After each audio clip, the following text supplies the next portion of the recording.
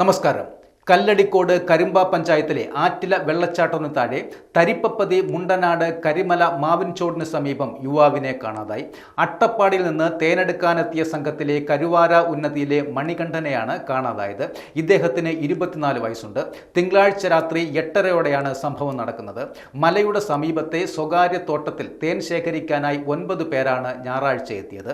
പാറക്കെട്ടുകൾ നിറഞ്ഞ ഇവിടെ വെള്ളച്ചാട്ടത്തിന് സമീപത്തെ പാറയിടുക്കിലാണ് ഇവർ രാത്രി കഴിഞ്ഞിരുന്നത്. തിങ്കളാഴ്ച രാത്രി വെള്ളത്തിലിറങ്ങാൻ ശ്രമിക്കുന്നതിനിടെ മണികണ്ഠൻ കാൽ വഴുതി വീഴുകയായിരുന്നു എന്നാണ് ഒപ്പമുള്ളവർ പറയുന്നത്. ശബ്ദം കേട്ട് ഓടിയെത്തിയെങ്കിലും ആളെ കണ്ടെത്താനുമായിട്ടില്ല. വിവരമറിയിച്ചതിനെ തുടർന്ന് മണ്ണാർക്കാട് അഗ്നിരക്ഷാസേന സ്ഥലത്തെത്തി തിരച്ചിൽ നടത്തിയെങ്കിലും കണ്ടെത്താനായിട്ടില്ല.